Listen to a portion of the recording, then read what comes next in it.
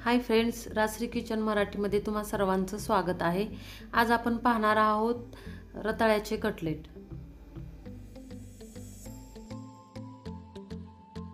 इथे छोटी 3 रताळी घेतलेली आहेत मी। ही रताळी स्वच्छ धुवून शिजवून घेतलेली आहेत। आता आपल्याला याची साल काढून ही रताळी आपल्याला किसून घ्यायची आहेत। मी रताळ्यांची साल काढून किसून घेतलेली आहे।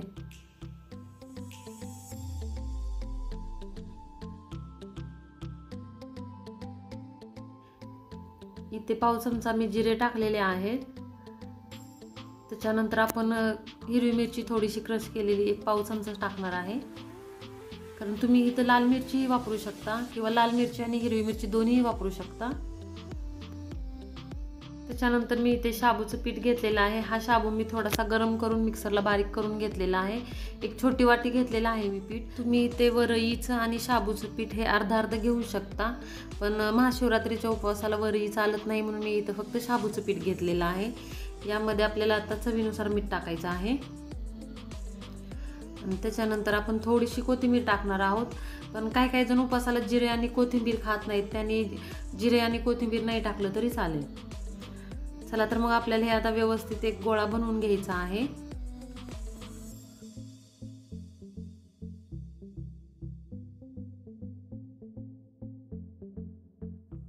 हे सगळे जिन्नस मी व्यवस्थित मिक्स करून घेतलेले आहेत। यामध्ये आपल्याला आता दही टाकायचं आहे। 2 ते 3 चमचे आपण दही टाकूया आणि याचा व्यवस्थित आपण गोळा बनवून घेऊया।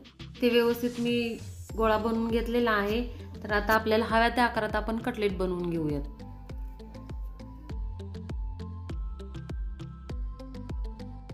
आपले कटलेट तयार करून झालेले आहेत। आता आपण याला व्यवस्थित एक कोटिंग करून घेऊयात। कटलेटला कोटिंग करण्यासाठी मी शाबूचंच पीठ थोडंसं घेतलेलं आहे। याच्यामध्ये आपल्याला कटलेटला व्यवस्थित कोट करून घ्यायचं आहे।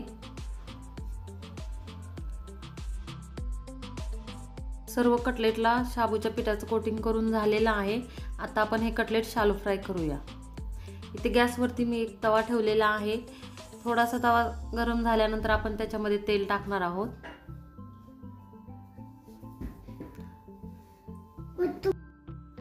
तेल टाकून आपलं झालेलं आहे। तेल थोडंसं गरम झाले की आपण त्याच्यामध्ये कटलेट टाकणार आहोत।